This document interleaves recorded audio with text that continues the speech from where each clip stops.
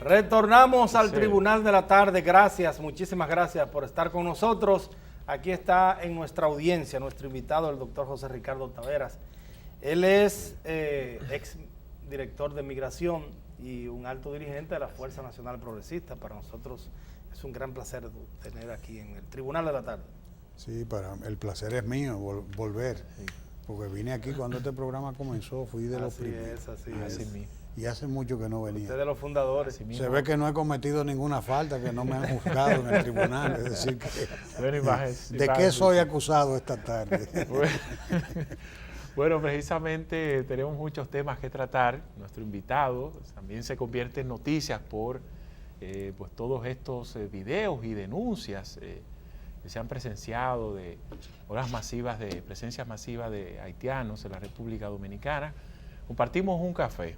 El café Santo Domingo de todos los dominicanos, que es el Café Santo Domingo, aprovechando la oportunidad para expresar nuestras felicitaciones para el doctor Vincho Castillo, que está de cumpleaños hoy. Fiesta de cumpleaños, el doctor Marino Vinicio Castillo. Doctor Vincho fue el primer invitado del Tribunal de la Tarde. Así es. Primer invitado. El fundador del Tribunal de la Tarde. Un abrazo cariñoso para él. Ya pedirle a los amigos televidentes que aprecian la vida y la obra del doctor Castillo, que sencillamente le pidan a Dios para que nos los preserve como está intacto. Así es. Para que siga sirviéndole al país. Una visión que un hombre realmente comprometido con el país. Así es. Iniciando con el tema migratorio, tras estas denuncias relacionadas con la presencia masiva de haitianos en la República Dominicana, las autoridades de migración pues aseguraron que todo estaba controlado. ¿Tú estás de acuerdo con que es masiva? ¿Tú estás de acuerdo con que es masiva? Yo estoy de acuerdo, sí. Yo creí. No solamente estoy de acuerdo, sino... Cuidado, porque hay una percepción, tú ves. Es simplemente salir a cualquier parte. O sea, es solo salir a cualquier punto del país y darse cuenta. Si yo fuera presidente, de emitir un decreto prohibido mencionar la palabra percepción. Sin embargo, las autoridades de migración han asegurado que eso está controlado y que muchos de esos haitianos que han penetrado territorio dominicano de manera ilegal han sido repatriados por las autoridades. Bueno, mira, realmente yo he estado expresando que la defensa que se ha estado haciendo del gobierno ha sido penosa y lamentable, porque cuando tú estás en el gobierno, eso no significa que tú tengas que ponerle como un manto a todo cuanto se sale. Las cosas se enfrentan, y si tú tienes una verdad obvia, por ejemplo, el tema viene a relucir cada vez que hay crisis mediáticas, entonces hay una respuesta con el tema de la percepción, en este caso de los videos viejos, que ahora yo me imagino que después están contabilizando los nuevos, porque están subiendo a borbotones en las redes los videos nuevos, o sea que es un problema que no se puede tapar con un dedo, y eso es fruto de que nosotros no hemos tenido una política de control fronterizo prácticamente. O sea, la frontera se ha convertido en una estructura de corrupción, y al convertirse en una estructura de corrupción en todos los sentidos, no solo de Fuerza Armada, yo estoy hablando de que, por ejemplo, tú ves la protesta que se ocurren de este lado de la frontera con el tema de los productos dominicanos, que la supuesta veda. La realidad es que los haitianos, el Estado haitiano, ha estado en general tratando de procurar el cobro de los impuestos del negocio que hay con la República Dominicana. Y uno de los argumentos que ellos hacen es muy válido. Si tenemos un intercambio comercial de 1.500 millones de dólares, nosotros cobramos un arancel de un 30%, el Estado haitiano pierde 300 millones de dólares. Por eso tú ves que ellos controlan y te permiten que tú lo lleves por barco o por vía aérea, pero por tierra no. Porque cuando es por tierra, entonces ellos no tienen el control aduanal. Entonces, te cito eso para que veas que lo que pasa en la frontera nos impacta tanto a Haití como a la República Dominicana, pero fundamentalmente a la República Dominicana. Porque, ¿qué ocurre? Nosotros tenemos unas Fuerzas Armadas donde hay muchos haitianos, ¿sabes? ¿En las Fuerzas Armadas Claro, en las Fuerzas Armadas hay muchos haitianos. ¿Haitianos o de descendencia de haitianos?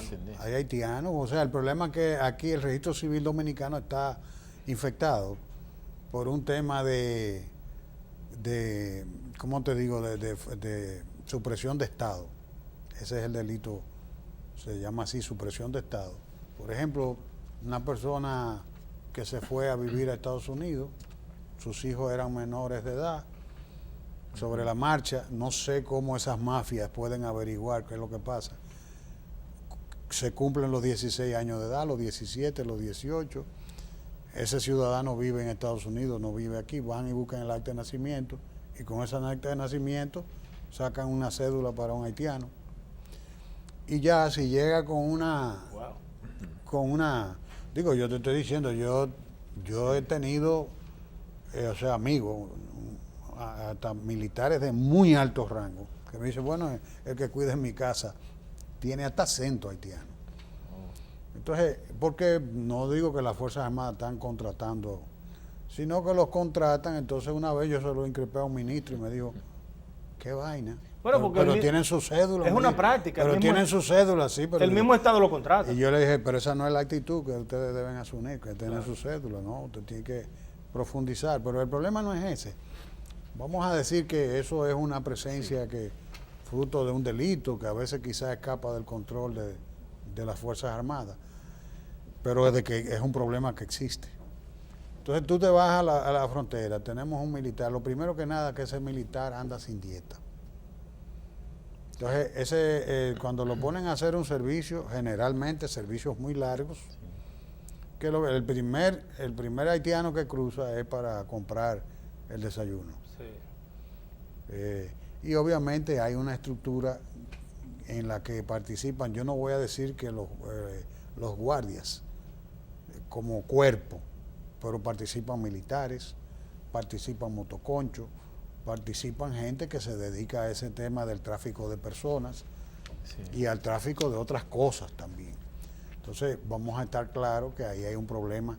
¿Por qué? Porque hay una ausencia de control fronterizo. La frontera es más que porosa, es una frontera cuasi abierta, donde hay presencia militar, pero esa presencia militar en la práctica, cuando tú interrogas a los haitianos, que es lo que te bueno, me cuesta 3,000 pesos cruzar. ¿Qué tipo de políticas usted pudo lograr implementar en su administración de migración? Y si tuvo escollos en el mismo procedimiento, en el mismo estado, para poder implementarlas. Me imagino que usted, incluso apoyado por una fuerza política, la Fuerza Nacional Progresista, que fundamentalmente ha llevado una política muy clara en ese sentido, me imagino que tuvieron la oportunidad de presentar políticas públicas que fueran a controlar esa situación en la frontera dominico-haitiana.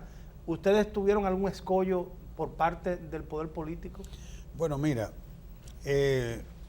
hay que delimitar, y te agradezco la pregunta, porque la población muchas veces, y tú lo ves en las redes sociales, la gente dice, migración no hace nada. Sí. Inmigración, y no porque yo quiera ayudar al actual director de migración, ni mucho menos, pero hay que ver cuáles son los roles institucionales. Por eso que yo digo que estamos en un problema en que el Estado dominicano tiene un déficit como Estado, porque eso abarca a una cantidad de responsabilidades que inciden en el problema.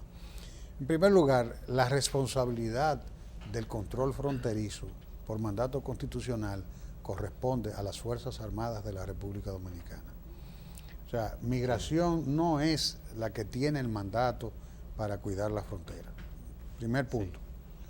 Sí. Segundo punto, migración sí tiene capacidad legal para hacer operaciones de interdicción migratoria en cualquier parte del territorio nacional. Esos son los famosos operativos que se hacen. En los tiempos aquel les diga Perejil a los haitianos, los recogían o presentaban sus documentos. Ya eso es un legado eso se dice que fue así en el 37. Algunos denuncian que todavía esas prácticas yo no utilizan en estos tiempos. Yo no creo, no es necesario. Sí. porque hoy en día ya es... Sería humillante. No, eso no es una práctica ni durante mi gestión, ni yo recuerdo haber oído eso antes de mi gestión ni después.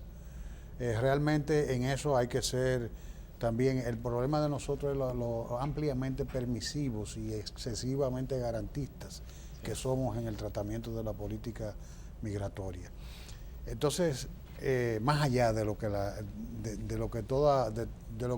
de la ley, más allá de todo, es más, se viola la ley con tal de evitar las críticas de la comunidad internacional, de la comunidad mediática local o internacional, que nos acosa regularmente con el tema.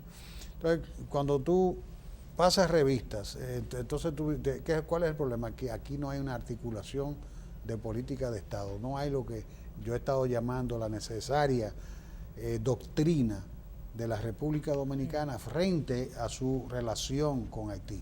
Pero eso significa entonces que esa inversión de más de 1.000 millones de pesos del Estado Dominicano para un famoso plan para regularizar por 3.000 millones haitianos, mucho más millones. todavía. Entonces no tuvo sentido, o sea, no... Mira, yo antes de ser funcionario del gobierno, mientras lo fui después he apoyado el Plan Nacional de Regularización de Extranjeros. Pero penosamente el presidente de la República lo puso en manos de gente que no tiene la experticia técnica del tema, sino que tiene una visión sobre la problemática, una visión muy afín con la comunidad de organizaciones no gubernamentales, y no es la visión que debe tener el Estado, que es la visión de la soberanía de la ley. Tú eres funcionario, nosotros tres somos funcionarios, podemos tener una perspectiva personal de una problemática, pero ¿qué nos debe unir como si somos agentes públicos? Nos debe unir el hecho de que tenemos que someternos a la soberanía de la ley. Eso es lo que desgraciadamente no ha acontecido. El Plan Nacional de Regularización de Extranjeros estaba llamado a fracasar si el programa de documentación del gobierno haitiano no era exitoso. Entonces, incluso fui yo quien le pidió al presidente Medina, solicite a la autoridad haitiana que hagan un plan de documentación, vamos a darle soporte. Él fue y lo ofreció y se implementó el programa, pero ¿ustedes saben cuántas computadoras tenía ese programa del gobierno haitiano en territorio nuestro? Sí. Una computadora. Una computadora. Una. Entonces, vencido el plazo. Yo le pedí a la UIN que lo ayudara y no. ¿Qué pasó? Bueno, vence el plazo. El día 29 de abril, que yo soy el director de migración que estoy entregando a mi relevo, migración había opinado 536 expedientes. Y de buenas a primeras, 16 días después, el 15 de mayo, se cierra el plan y luego se anuncia que se acogieron alrededor de 240,000 personas. Como estaban todavía recibiendo solicitudes, eso llegó a 247,000 personas, según el Ministerio de Interior. El año pasado, que se vencía el primer tramo de algunas de los estatus que se... Resulta que la mayoría de esas personas no había depositado un papelito para completar su expediente, y obviamente la decisión del gobierno era que si no entregaban documentos, había que deportarlo, porque la ley, eso es lo que indicaba el propio decreto. Sí. Este año se venció el lunes pasado ese plazo que se concedió fuera de toda ley, pero vamos a decir que fue una solución la más mala, pero la menos mala. Entonces le da un plazo hasta el lunes pasado y resulta que yo no sé si han completado, se anunció... Ni la mitad. No, oí decir que habían dicho que el 0.8% es el único que falta. No hay ningún problema. Pero de acuerdo a las cifras que dan, no es el 0.8. Los 247,000 personas que aplicaron al plan y que tienen el beneficio de un carnet, ya también se venció porque se le dio un estatus de 2 años. Y entonces se venció y tienen que ir a renovar en migración como lo hace cualquier extranjero, y para eso tienen que tener actas de nacimiento apostilladas, todo lo que la ley dice, porque de aquí en adelante ni el Consejo Nacional de Migración, ni el presidente, sin una ley, sin la intervención de una ley, pueden tomar una decisión de extensión de ningún plazo. Todo lo que se haga en esa materia es ilegal, si es una decisión de carácter administrativo. Entonces, yo lo que he estado observándole al presidente, porque alguien se lo va a decir: señor presidente, yo apelo al Danilo Medina de La Habana para que ese Danilo Medina tome conciencia de que lo estarían induciendo a rebasar el límite que la ley establece si le inducen a tomar una decisión administrativa. La única que puede haber es que esa gente renove su estatus completando sus expedientes, no con las fotocopias que permitió un estatuto de falsedad. Doctor, terrible. Pero es obvio que toda esa burocracia no va a solucionar el problema que existe actualmente. La Fuerza Nacional Progresista, sus dirigentes principales han estado pues hablando, incluso cuando recuerdo a Vinicio Castillo Semán siendo diputado, que hablaba de un muro fronterizo. ¿Usted respalda eso? ¿Eso podría resolver el problema? Vamos a la pausa, por favor, y cuando retornemos queremos esa respuesta.